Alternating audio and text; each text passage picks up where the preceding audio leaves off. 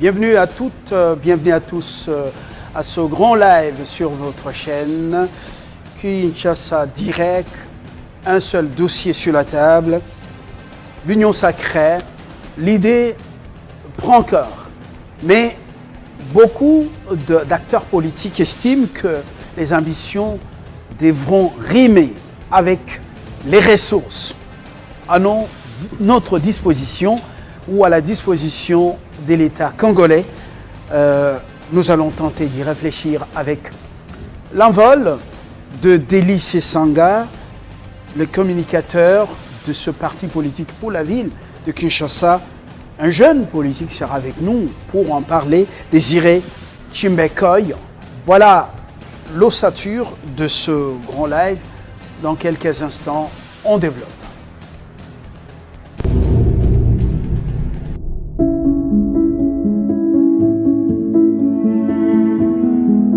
À vous tous, à tous ceux qui nous ont accompagnés cette année 2020, j'ai dit merci. Merci à tous ceux qui nous sont chers, nos familles respectives, mais également les soutiens indéfectibles de notre espace 50. L'année 2020 a été celle de beaucoup de dangers.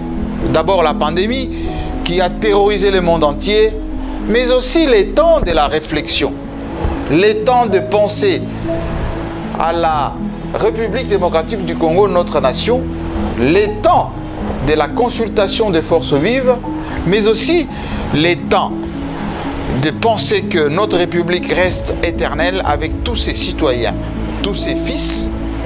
C'est pour cela, chers compatriotes, chers amis de l'espace 50, il faut que cette année 2021 que nous allons aborder soit celle de beaucoup d'ambition, soit celle de beaucoup de réalisations, soit celle qui va nous permettre enfin de travailler pour notre pays. Télé 50 sera toujours à vos côtés. Télé 50 va défendre, continuera toujours à défendre l'image de la République démocratique du Congo, de ses institutions, notre patrimoine, notre savoir-faire, mais aussi les intérêts supérieurs de notre nation.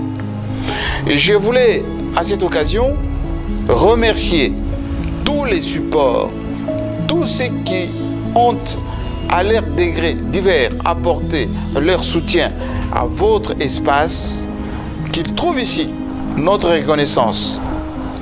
Je voudrais en même temps féliciter l'équipe de Télé 50, les hommes et les femmes qui ont travaillé durant 2020 pour que l'image vous parvienne, pour que le son vous parvienne, dans des conditions extrêmement difficiles, qu'ils trouvent ici la reconnaissance de leurs responsables que je suis.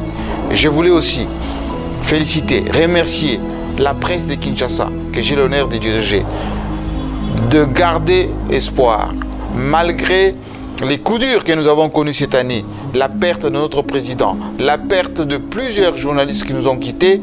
2021 sera pour nous l'année de beaucoup de challenges. Je voudrais enfin que nos institutions soient stables. Je voudrais que ceux qui nous suivent à travers le monde gardent l'image d'un pays qui change, mais qui change dans la sérénité. À tous et à toutes, je souhaite meilleurs vœux. Je souhaite que vous fêtiez dans vos familles respectives en toute quiétude malgré la pandémie. Et je souhaite que l'année 2021 nous apporte bonheur et prospérité. Bonne fête à tous.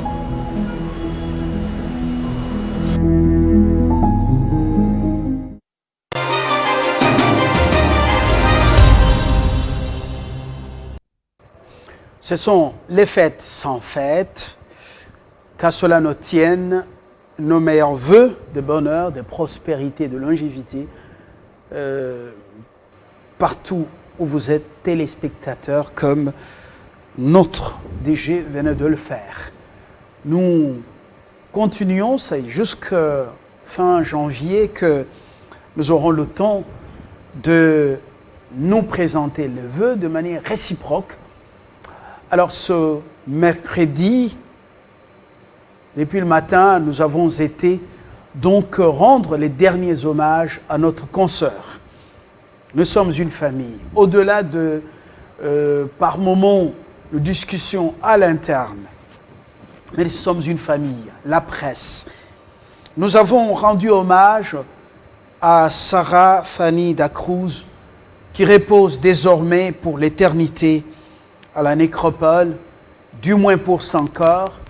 Sarah, qui nous a quittés depuis le Maroc alors qu'elle était allée se faire soigner. Alors notre consoeur des Digital Congo nous a quittés très très jeunes. Beaucoup de nos confrères et consoeurs étaient sur place pour lui rendre hommage. C'est donc à l'hôpital du Cinquantenaire, en présence de plusieurs personnalités. Mais bien avant, c'était le chef de l'État qui rendait aussi les derniers hommages à un membre du gouvernement, le ministre délégué aux affaires coutumières, Wouzi, qui a aussi quitté la terre des hommes. Alors demain, ce sera donc son départ, le départ de son corps pour les inhumations dans son coin natal. Eh bien, c'était un moment, une journée émouvante à l'hôpital du Cinquantenaire. On ferme la parenthèse, c'est donc un grand moment. L'invité est avec nous, comme annoncé, le jeune Désiré Chimbenkoy. Bonsoir. Bonsoir, M. Fabien. Je rappelle, comme je l'ai annoncé, vous êtes communicateur du parti dénommé Envol pour la ville, province de Kinshasa. Donc on peut parler en termes de fédération de Kinshasa Envol, qui n'est pas à expliquer, ce n'est pas donc une abréviation. Envol a commencé comme une ONG du député national d'Élysée Sanga. Effectivement, et nous ne sommes pas dans une fédération, nous sommes plutôt au sein de la coordination provinciale de Kinshasa. Et donc chez nous, les fédérations sont des communes. Alors vous êtes très jeune, pourquoi vous avez choisi de vous lancer dans un domaine très complexe? La politique, ce n'est pas souvent ce qu'on dit, c'est souvent ce qu'on fait. Et par moments, c'est un domaine imprévisible. Pourquoi vous avez choisi d'être en politique alors qu'il y a beaucoup de domaines qui attirent les jeunes, start-up. Aujourd'hui, les jeunes sont beaucoup dans la technologie, ils sont dans autre chose. Politique est un monde des alligators. Qu'est-ce que vous y amène? C'est la première question, première préoccupation. Je dirais, je suis un peu curieux. Évidemment, Monsieur Fabien, j'ai vécu au village. J'ai vu la souffrance dans laquelle la grande partie du peuple congolais est en train de vivre. Je suis en train de partager la réalité de nos populations. Pour moi, la politique, je ne le fais pas par ambition.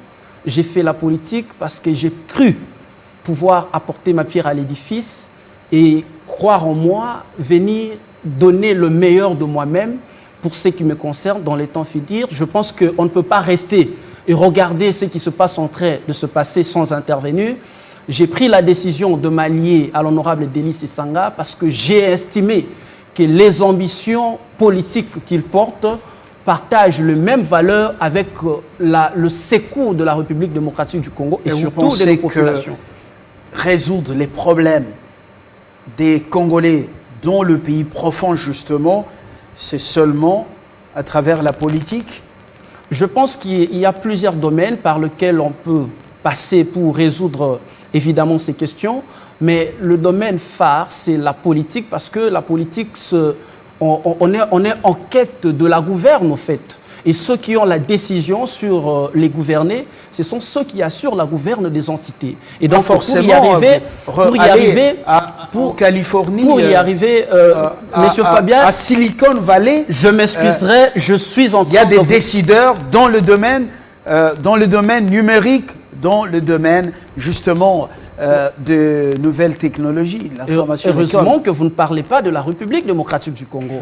Moi, je parle bien de la République démocratique du Congo. Il y en a qui sont dans d'autres domaines et qui gouvernent le monde. Je vous explique les affaires. Que nous sommes dans les domaines, nous sommes dans la réalité République démocratique du Congo. Et dans cette réalité-là, pour occuper un poste de gouvernance, pour pouvoir assurer la gestion de la chose publique, il faut passer par les urnes. Et donc, c'est la politique. Les contextes ailleurs peuvent être autres, mais le contexte en RDC, c'est la politique. Vous avez sûrement entendu votre appel en politique. Eh bien, on ne vous oblige pas de changer de carrière ou de faire la reconversion professionnelle. On vous concède votre choix. On vous souhaite bonne chance. Nous abordons l'actualité. L'actualité, c'est donc, oui, ce qui est en train de se tramer, l'Union sacrée. Vous pensez à l'envol que malgré le nombre de ceux qui traversent ou de ceux qui rejoignent le président de la République dans cette union sacrée, il faudra absolument que les ambitions des uns et des autres puissent rimer avec les ressources. Concrètement, ça veut dire quoi? Bon, voilà ce que nous pensons, Monsieur Fabien. Pour nous, nous sommes partants pour l'union sacrée, mais pas n'importe quelle union sacrée. Nous rêvons d'une union sacrée au sein de laquelle les questions du peuple congolais vont trouver leur réponse. Vous savez, depuis 18 ans à aujourd'hui, Monsieur Fabien, le peuple congolais se pose 1001 questions. Et donc, il faut tenter de trouver les réponses à ces questions. Nous rêvons d'une union sacrée au sein de laquelle les préoccupations du peuple congolais seront prises en compte en première phase et feront l'objet de la bataille. Nous pensons à une union sacrée autour de laquelle les questions de réformes électorales, les questions de réformes constitutionnelles et la précision sur les organisations des élections en 2023 va battre le plein. Et qu'est-ce faut-il pour y arriver? Pour y arriver, voilà ce qu'Envol propose. Il faut, premièrement, réduire la taille du gouvernement. Donc, pas un gouvernement de plus de 35 membres. Deuxièmement, il faut réduire le nombre des animateurs, le nombre de membres au sein du cabinet de ministres. Et troisièmement, il faut réduire les avantages dus aux chefs de corps des institutions et de nos entreprises publiques. Le tout, Monsieur Fabien, et le peuple congolais qui nous regarde, se résume par la réduction du train de vie de l'État. Il n'y a que par la réduction du train de vie de l'État que l'union sacrée pourra arriver à tenter de répondre aux multiples questions du peuple congolais. Et donc, c'est là notre point de vue. L'union sacrée ne doit pas être perçue comme étant une plateforme dans laquelle les intérêts des uns et des autres seront mis en première phase à regard de leur positionnement au sein du Parlement. Nous n'y pensons pas. Nous pensons qu'il faut revoir les choses. Les politiques à eux-mêmes n'ont pas pu résoudre les questions de la population. Il faut voir autrement la question. Alors, vous le dites bien, sans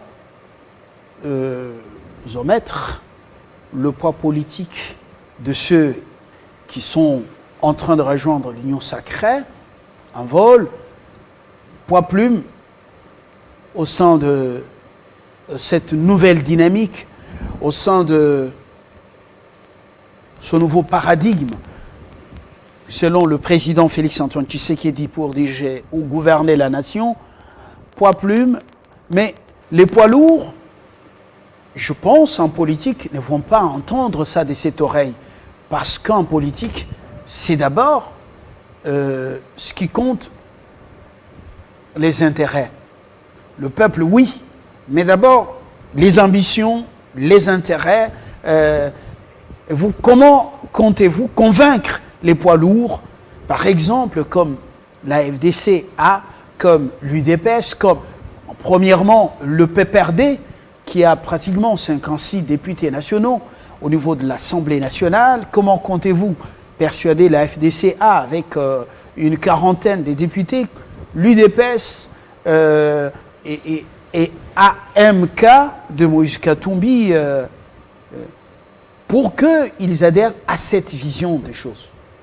Et donc, moins de ressources, il ne faut pas qu'on ait plus de postes ministériels, réduire le train de vie des institutions, par exemple. Nous pensons qu'il faut réduire le train de vie de l'État. Justement, mais pas sur un plateau de télévision.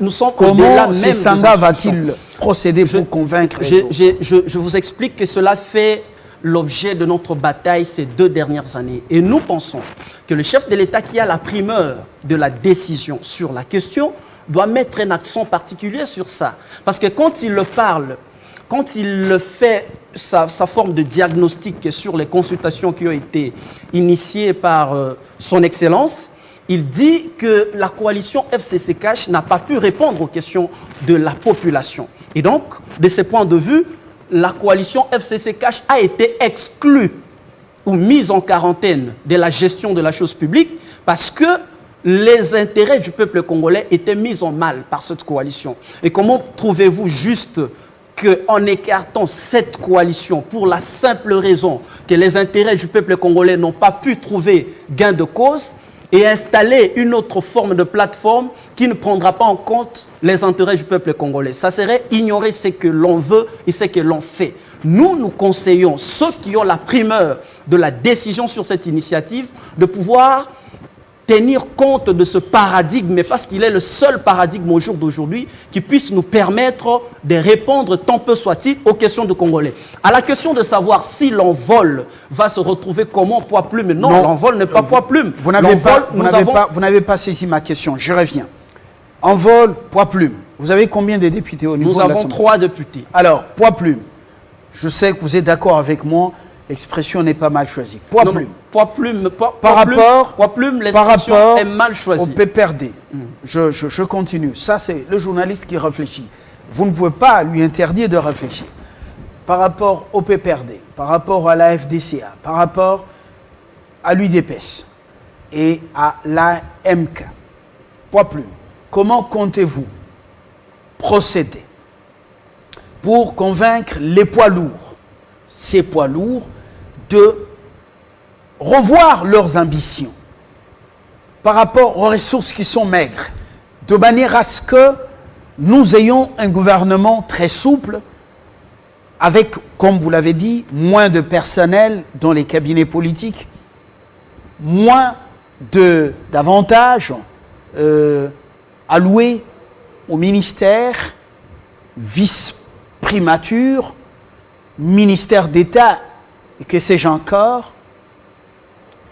Même au niveau du Parlement, comment réduire ce train de vie de manière à ce qu'on fasse avec les moyens qu'on a.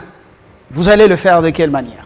Non, mais je vous ai dit, j'ai dit que le chef de l'État a la primeur de la décision sur cette question. Et donc, c'est notre conseil, c'est notre interpellation à ceux qui ont la primeur sur l'installation du futur gouvernement qui sera chapeauté par la majorité Union Sacrée. Nous demandons à ceux-là de tenir compte de ce paradigme parce qu'il est le seul qui puisse leur permettre de pouvoir répondre aux attentes des Congolais. À la question de savoir si l'envol poids plume, d'abord l'envol n'est pas poids plume et l'envol ne fait pas la politique au jour le jour pour se retrouver au pouvoir. Nous pensons que l'enjeu d'une opposition n'est pas le pouvoir. Nous avons toujours travaillé au sein de l'opposition et nous avons toujours contribué parce que l'honorable Delis Sessanga est l'un des députés les plus prolifiques de l'Assemblée nationale. Et donc, il n'a pas attendu venir à une certaine union sacrée pour travailler pour sa nation. Nous pensons qu'on peut travailler au sein de l'union sacrée, mais le fait d'occuper un poste gouvernemental n'est pas une préoccupation majeure si les intérêts du peuple congolais sont mis en mal. Et voilà. Je reviens. Les ambitions, ce n'est pas un péché. Mais les moyens ou les ressources à la disposition de l'État congolais sont maigres. Covid, vous voyez comment l'économie est plombée.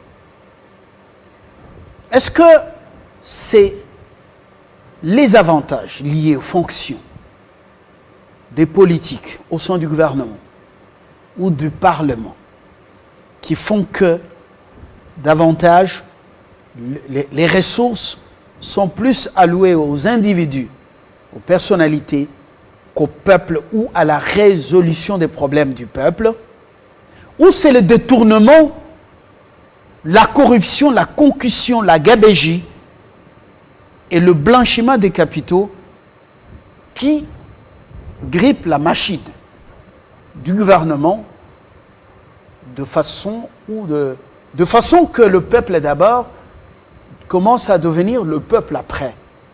Ou après, c'est le peuple. Non, nous pensons que cette situation n'a pas commencé aujourd'hui. Vous savez, M. Fabien, nous avons commencé à parler de la réduction de train de vie de l'État depuis 2018. La corruption fait partie du mal. Le détournement, ça fait partie du mal. Mais les ressources que nous avons sur la table, nous devons savoir le gérer. Savez-vous que 70% de nos ressources portent sur le fonctionnement des institutions et qu'il n'y a que 30% de ressources que l'on dirige vers le besoin de développement du peuple congolais? Êtes-vous au courant de cela? Et dans un pays de plus de 80 millions d'habitants, il est inadmissible, voire inacceptable, que 70% de recettes soient allouées aux institutions. Je suis un peu réaliste et je souhaite fonctionner sur les ressources que nous avons en main. Nous devons savoir les utiliser. Et la COVID-19 n'est pas la justification de la dégradation de la situation financière de la République démocratique du Congo. Pour nous, cette situation a commencé bien longtemps et bien avant la COVID. C'est une forme de système qui est installé, qui fait qu'il n'y a que ceux qui gouvernent qui essaient de se servir, alors que le peuple qui est censé être servi prend le moindre de ce qui va être. Voilà pourquoi nous voulons qu'en dehors de la lutte contre la corruption, en dehors de la lutte contre le détournement, nous pensons qu'il faut fonctionner sur base de recettes que nous avons. Et ces recettes, nous devons utiliser la majorité sur le besoin du peuple congolais et la minorité sur le fonctionnement des institutions. On n'a pas investi le gouvernement, on n'a pas voté les députés pour qu'ils s'auto-servent. On les a installés pour qu'ils servent le peuple congolais et donc ils ne peuvent pas prendre la part de lion. Voilà notre pensée. Mais ceux qui quittent le FCC, entre guillemets, ceux qui sont dans ce qu'on appelle transhumance, il y en a qui ont tout reçu. De l'autre côté, du Kabila, en 18 ans. La direction de grandes entreprises, les postes ministériels, d'autres gouverneurs, sur une période de 10 ans ou plus.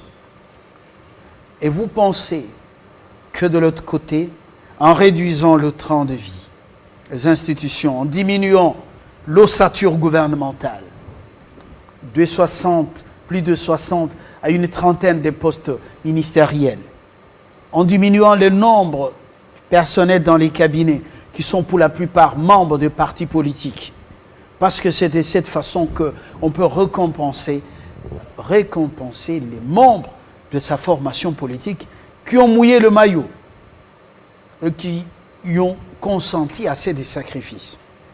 Ces gens vont pardonner à l'union sacrée une telle rigueur, et après, ça va être comme dans une messe. Oui, que le Seigneur soit avec vous. Oui, avec votre esprit. On dessine la croix, on sort, on rentre à la maison bonnement. Voilà. On a été enfants de cœur. Je pense que nous avons fait plusieurs dialogues, plusieurs consultations, plusieurs concertations dans ce pays. Et ces concertations ont fait des politiques l'exclusivité. C'est-à-dire ce sont des concertations qui n'ont porté que sur les échanges entre politiques. Du moins, cette fois-ci, le chef de l'État est allé au-delà en consultant les non-politiques. Je veux dire que le patron de gouvernants, le patron des députés, le patron même du président de la République, c'est le peuple congolais. Et donc, ce n'est pas une plateforme 40 ou 70 députés à l'Assemblée nationale qui va s'en offusquer contre les intérêts du peuple congolais.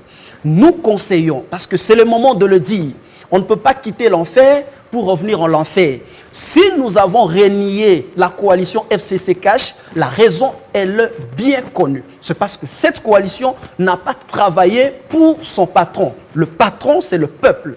Et parce que nous voulons installer Là, c'est la une théorie. plateforme. Là, c'est la théorie. Non, non, ça ce n'est pas la théorie, monsieur Fabien. Je vous explique des réalités. Le patron du peuple, le patron de gouvernant, du président de la République, de ministre, c'est le peuple congolais. Et donc, ce n'est pas quelqu'un qui a 40 députés. Ce n'est pas quelqu'un qui a 50 députés. Qu'il ait 60, 56 députés, ces députés, il les a trouvés au sein de la population et c'est le peuple qui a donné. Le peuple a donné pour qu'ils se retrouvent et pour que ces besoins soient mis de manière primordiale. Et donc, si nous nous réunissons pour répondre aux attentes du peuple congolais, je ne vois pas pourquoi quelqu'un qui a 40 députés qui lui ont été attribués par le peuple congolais va tourner les dos aux intérêts de ce peuple-là.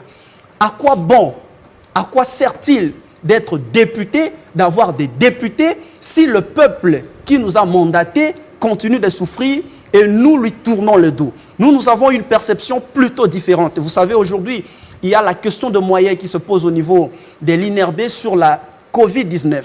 Mais nous sommes intervenus, nous avons apporté une ambulance, nous avons apporté des matériels de protection de personnel soignant et nous n'avons pas entendu que l'on devienne ministre ou je ne sais pas moi voilà. qui. Que de personnalité, ce que vous faites, c'est bon, voilà.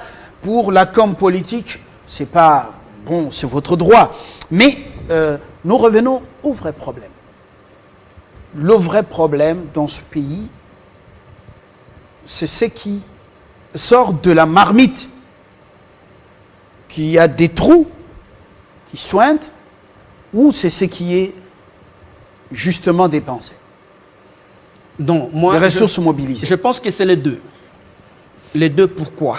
Ce qui sort de la marmite, qui suette, on ne le voit pas. On n'a pas encore eu de mécanisme pour suivre par le détournement, des corruptions. L'IGF livre ses rapports. Tout ce qui se fait là-bas. Livre ses rapports d'audit à la presse et vous suivez comment certains secteurs sont gérés de manière chaotique, même dans certaines provinces. Et vous dites que vous ne connaissez pas ce qui échappe. Non, je vous dis ceci. Ou ce qui sort du trésor. Monsieur Fabien, je vous ai dit, fonctionnons sur base de la réalité. Le rapport qui sont faits par l'IGF et tous ces services-là, ce sont des rapports qui démontrent une situation, une pratique que l'on rencontre au sein des institutions. Et cette pratique fait en sorte que l'on manque l'essentiel de ressources. Ça, là, je suis d'accord qu'il faut entreprendre des démarches de ce point de vue. Mais cette démarche peut être faite par d'autres personnes. Nous nous préoccupons sur ce que je dis ceci. Cette démarche peut être assurée par d'autres. Nous avons fait de la réduction de train de vie de l'État notre cheval de bataille. C'est-à-dire, nous voulons fonctionner sur base de ce qu'on nous met. Il faut commencer par vos trois députés à l'Assemblée nationale. Continuent-ils à prendre les émoluments? Comment on appelle ça? Émoluments pour ceux qui ont fait des bonnes études. Évidemment. Émoluments. Est-ce qu'ils ont demandé, ils prennent ce qu'ils avaient proposé, ou ils continuent à toucher le même montant que leurs collègues? Parlant de mon président national qui est lui-même député, je vous dirais que ça fait pratiquement 10 mois qu'il ne touche pas ces émoluments. Parce qu'il ne pouvait pas digérer que l'INRB... Il déverse ça où? Il les a déversés pour la lutte contre la Covid-19.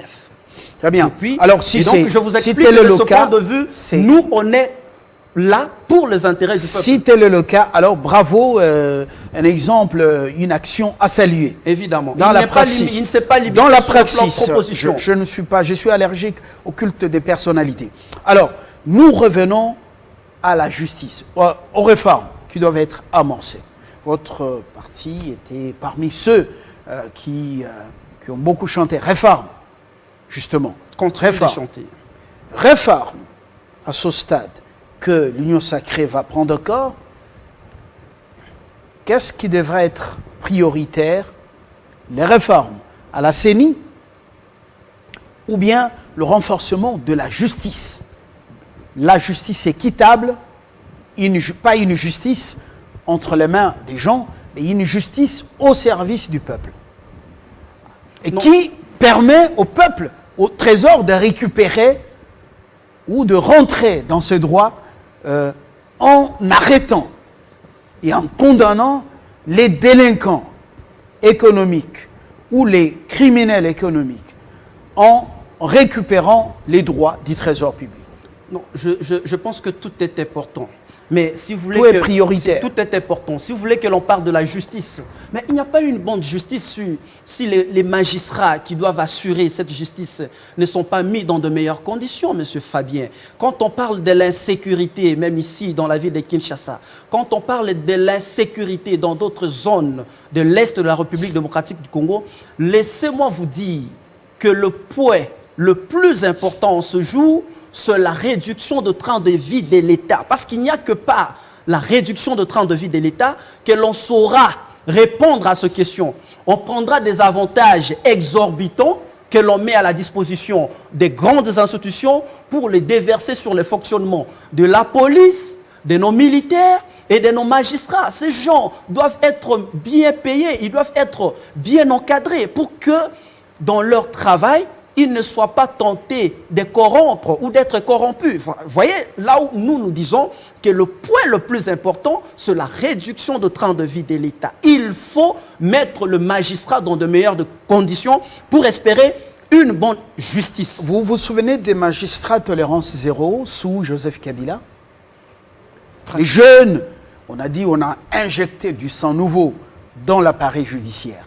Ces jeunes sortis, recrutés sur base d'un concours. Ils sont venus éparpillés dans le pays. Certains n'ont même pas rejoint leur poste d'attache. Avec quand même un salaire qui était acceptable. Est-ce que vous avez les nouvelles de ces magistrats tolérance zéro? Où sont-ils passés? Alors, je parle. Est-ce que ce n'est pas le problème de l'éthique personnelle? Éducation, éthique personnelle. Ceux à qui on tarabuste certaines choses au niveau de l'APLC, au niveau de la présidence, qu'on vient de suspendre pour un temps, les deux personnalités, dans l'affaire Access Bank. Non, mais est-ce qu'ils n'étaient pas dans les conditions acceptables pour être à l'abri de toutes ces tentations? Et le montant qui est avancé, 30 000 sur 50. Mais c'est rien, c'est pratiquement rien par ce temps qui court. Alors le problème là-bas, c'est au niveau du traitement réservé aux animateurs ou c'est le problème de l'éthique personnelle? C'est toujours, Monsieur Fabien, le problème de la réduction de train de vie de l'État. Je vous dis, notre position par rapport à cette agence de lutte contre la corruption a été un peu, je peux dire, rude. Nous avons dit qu'il ne fallait pas que cette agence ait la mission des OPJ et la compétence de certains magistrats. Il faudrait limiter l'agence dans la prévention et que le rapport de ceux qui mènent ces enquêtes puisse être déposé au niveau des instances judiciaires pour que les instances judiciaires, bien évidemment, puissent faire leur travail. Et je ne vois pas pourquoi est-ce qu'on mettrait en place une agence alors qu'il y a des magistrats, alors qu'il y a des OPJ qu'on devait renforcer pour qu'ils fassent ce travail. Je vous dirais que le professeur Luzolo Bambi, à l'époque, conseiller du chef de l'État. C'est la chanson conseiller du chef de l'État. Voilà. Et puis il a professeur Luzolo que nous avons, avec qui on a discuté à New York plusieurs fois. Un rapport. Il a parlé des milliards, 15 milliards. Voilà. Chaque année. Oui, c'est les discours. Mais le professeur Luzolo était là. Il était là aux affaires. Mais je vous dis que le professeur Luzolo était là, mais c'est pratiquement la même chose qui s'est répétée. Il ne fallait pas procéder de cette manière, parce que le juge, le magistrat, les OPJ qui reçoivent ce rapport, les considèrent comme des simples dénonciations. Et donc, il faut laisser aux magistrats leur travail et que cette agence se limite dans une forme de prévention. Que les enquêtes, parce que ce sont les magistrats qui ont étudié le mécanisme de suivi et de mise en place des luttes contre la criminalité financière et toutes ces formes de gabegie. Dites-moi, c'est sur base de quels critères les agents de cette agence sont recrutés? Donc, il y a eu un problème de ce point de vue parce que c'est refaire ce qui a été fait dans le passé. Le rapport du professeur Luzolo Bambi a été déposé, mais ce rapport n'a jamais été pris en compte par le magistrat. Conséquence, la situation persiste et la gabegie financière continue de battre son plein. Alors, parmi les instances de contrôle, nous avons cette agence au niveau de la présidence de la République. Ils ne sont pas juges. Apprend-on. Nous avons le Parlement avec ses 2 chambres. Nous avons la Cour des comptes. Nous avons l'IGF qui est très, très active. L'Inspection générale des finances. Alors, vous pensez que le travail n'est pas toujours bien fait, que le résultat n'est pas satisfaisant. Non, Monsieur Fabien, il ne faut pas faire dire ce que je n'ai pas dit. Ce n'est pas nous, au jour d'aujourd'hui, d'apprécier le travail qui est fait par l'IGF, par l'Agence de lutte contre la corruption et par tous ses services. Si l'on parle de l'Agence de lutte contre la corruption aujourd'hui, c'est parce qu'un scandale vient de se passer et on est obligé d'en parler. Mais je ne suis pas nullement là pour faire pour évaluer le travail de service attaché à la présidence de la République. Mais du moins, nous, on a donné notre point de vue qui n'a pas été pris en compte et on constate que la non prise en compte de ce point de vue a comme conséquence, c'est ce que l'on voit aujourd'hui. Pas forcément, il y a un problème d'éthique, un problème d'éthique personnelle. Un problème d'éthique personnelle, vous n'allez pas prendre les anges, les mettre dans les structures. Au Congo, ce sont les mêmes hommes à qui le peuple et les dirigeants font confiance. On nous annonce qu'on peut jeter l'encre par ici. Un message pour terminer. Les ressources maigres, vous proposez une trentaine des ministères. Et vous pensez que ça va résoudre le problème du peuple qui est dans la souffrance? Est-ce que c'est du réalisme? L'idéal était combat perpétuel. On se met sur le chemin et on espère pouvoir l'obtenir avec le temps. Nous pensons qu'il faut entreprendre cette démarche. Nous pensons qu'il faut mettre en place ce mécanisme. C'est une interpellation à tous ceux qui viennent de traverser et de rejoindre l'union sacrée.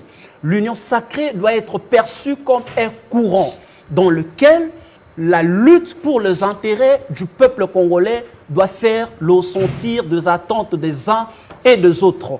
Que les ambitions démesurées des politiciens puissent être mises en l'écart et que le débat autour de l'union sacrée soit tourné sur la résolution de questions qui touchent à nos populations, parce que c'est pour ces populations que nous existons et c'est bien évidemment pour eux que nous faisons cette politique. J'espère que ce n'est pas une opération de séduction pour les ambitions en 2023, jeunes venus en politique. Alors, merci d'être venu. Alors, le second invité, il va être à 3. Il y a un problème du timing. Le couvre-feu, ça démarre à 21h. Ceux-là habitent très loin du centre d'affaires. Les excuses sont acceptées. Ce n'est qu'une partie remise. Les thématiques sont postposées. Bonsoir.